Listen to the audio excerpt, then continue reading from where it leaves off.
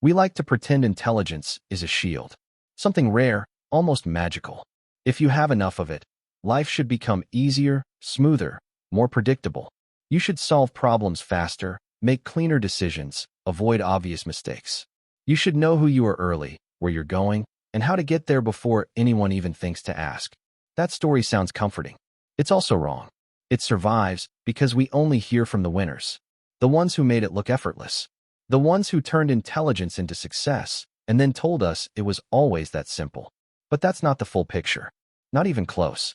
Because for many people, intelligence doesn't feel like protection. It feels like exposure. Instead of simplifying the world, it fragments it. Instead of reducing uncertainty, it multiplies it. And if you don't learn how to manage that, it doesn't elevate your life. It destabilizes it. The first mistake is thinking intelligence is just speed. Like upgrading a processor. Same system, just faster. It's not. It changes the structure entirely.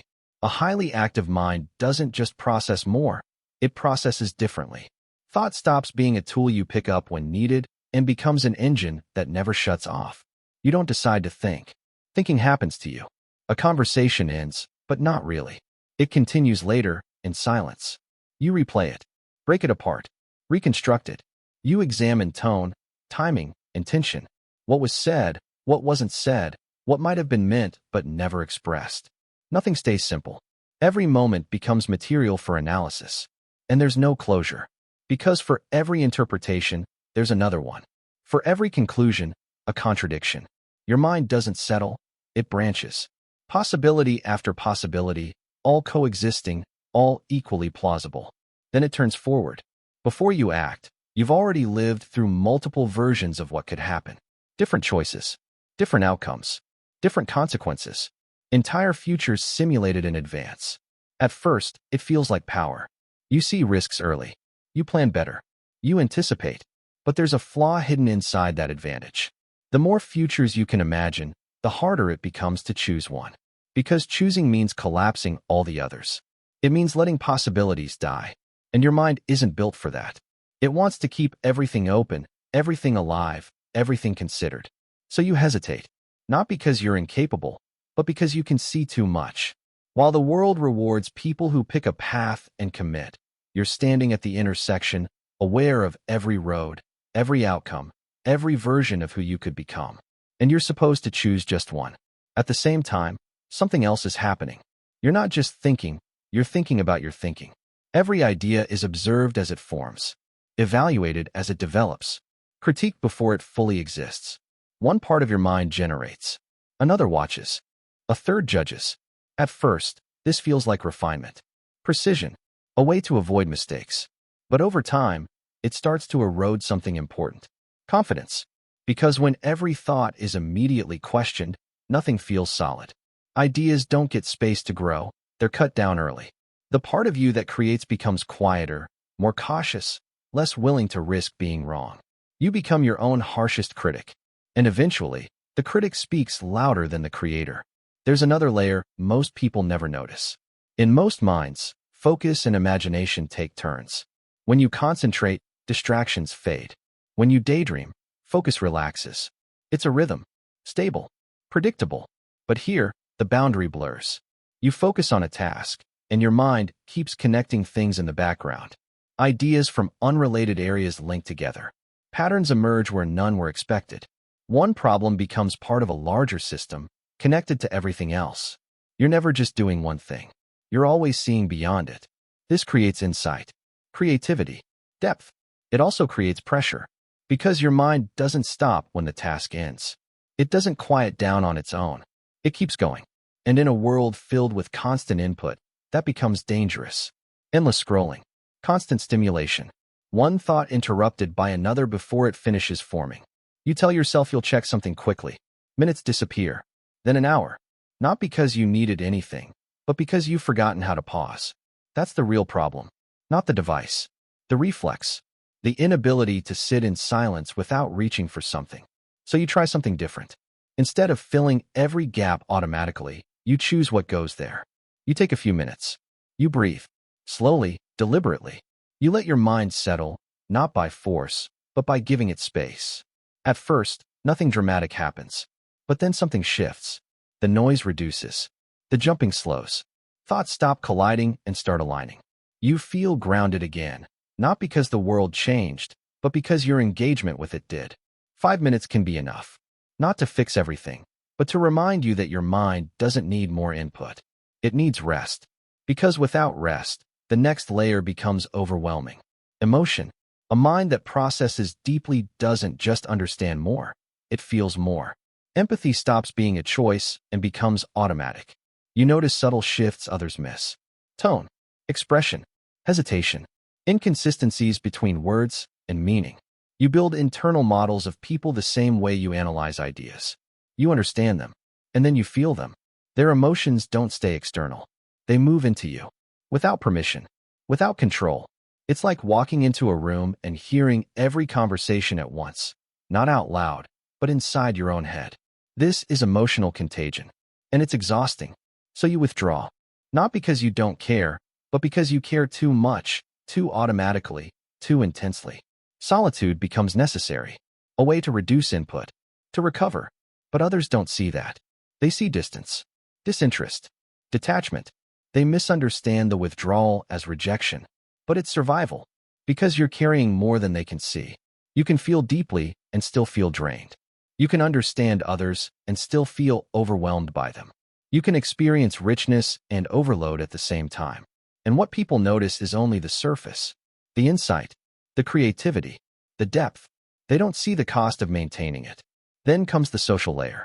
Up to this point, everything has been internal, but you don't exist alone. And when your internal structure differs too much from the people around you, something starts to break. It begins with communication. Most conversations are compressed, simplified, fast. They rely on shared assumptions and incomplete explanations. That's how they stay efficient. But you hear more than what's said. You hear what's missing. Every generalization reveals exceptions. Every conclusion exposes its assumptions. You're tracking layers that others skip entirely. So the conversation you're having internally is not the same as the one happening externally. At first, it's just friction. Then it becomes exhaustion. Because it's every conversation, every interaction, every time you have to translate your thoughts into something simpler, something faster, something easier to digest. So you adapt. You compress yourself. You say less than you think. Simplify more than you want to. You perform understanding instead of expressing truth. And it works. But it costs you something. Because the gap between what you think and what you say starts to widen. You're no longer expressing your mind. You're representing a version of it others can handle. You're present, but not fully seen. Connected, but not fully understood. And that creates a quiet kind of isolation. Not physical, mental. At the same time, you start noticing things others ignore. Contradictions, inconsistencies, flaws in systems, behaviors, beliefs. But social systems depend on selective blindness. People overlook things to maintain stability, to preserve relationships, to keep everything functioning. You can't do that as easily. Once you see something clearly, you can't unsee it. So the world changes. Social norms feel like agreements, not truths. Systems feel constructed, not fixed. Behavior feels conditional, not consistent. Nothing becomes meaningless, but everything becomes less absolute. And that makes trust harder. Because you're participating in systems you no longer fully believe in. Following rules that feel arbitrary. Engaging in structures you can see through. And if you express that too openly, something else happens. People resist. Not because you're wrong, but because you're disruptive. You introduce instability into a shared reality people rely on. So you learn to hold back. Again, which reinforces the isolation. You don't need everyone to understand you, but you do need someone. Because the gap can't disappear, but it can shrink. There are people who can meet you at that level, who don't need you to simplify, who can handle complexity without discomfort. They're rare, but when you find them, something changes. You don't have to perform anymore. You don't have to compress. You can speak fully. And for the first time, your internal world and external expression align. That alignment, resonance, doesn't remove the weight, but it redistributes it. And that makes it bearable. Then everything converges. Cognition, emotion, social experience. And it turns inward. Decisions become harder, not easier. Not because you lack clarity, but because you see too many outcomes. Every choice expands into possibilities. Every path branches into more paths. You're not choosing between options. You're choosing between entire futures. And to act, you have to collapse them into one, which means losing all the others. So you hesitate. At the same time, your imagination builds ideal versions of everything. Perfect outcomes, perfect execution, perfect lives. Reality can't match that. It introduces friction, imperfection, noise. So the result feels like failure, even when it isn't. You're not comparing yourself to others. You're comparing reality to perfection. And reality loses every time. That leads to dissatisfaction, then exhaustion, then burnout. And underneath all of it, there's doubt. The more you understand, the more you see what you don't. Every answer opens new questions. Every field reveals its depth. You don't feel knowledgeable. You feel surrounded by what you don't know. So confidence fades. Everything becomes provisional, temporary, subject to revision. You're capable, but hesitant. Insightful, but dissatisfied. Aware, but uncertain.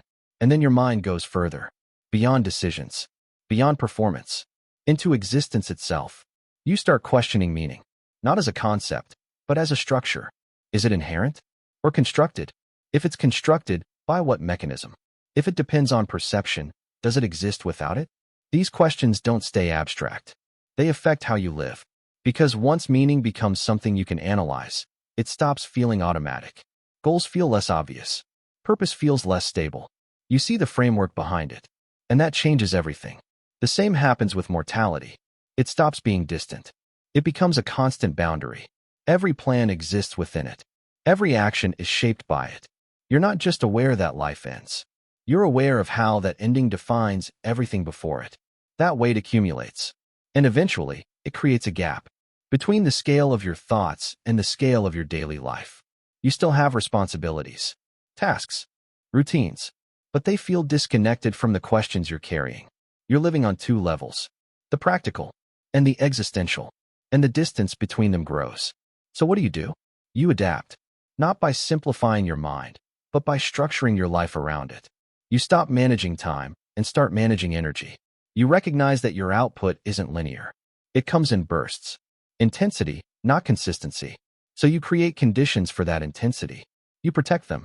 You allow deep work when your mind is ready, instead of forcing shallow work when it's not. You aim for alignment. That's where flow exists, not through discipline alone, but through the right balance of challenge and ability. You don't force it. You design for it. You also reframe solitude, not as avoidance, but as maintenance. Your mind needs space to process, to clear, to reset. Without it, everything accumulates. But you balance it, because solitude restores, but isolation destroys. So you stay connected, not broadly, precisely. You find people who can meet you where you are. You don't need many, just enough. And slowly, things stabilize. Not because the complexity disappears, but because you've built a way to carry it. The illusion was that intelligence would make life easier. The reality is that it makes life clearer. And clarity comes at a cost. It removes illusions, exposes contradictions, reveals structures. It doesn't distance you from reality. It brings you closer to it, closer than most people want to be. So the question isn't whether you have this kind of mind. The question is what you do with it. Whether you let it loop endlessly, analyzing, questioning, fragmenting, or whether you begin to build something with it. Structures that can hold complexity, meaning that is chosen, not inherited.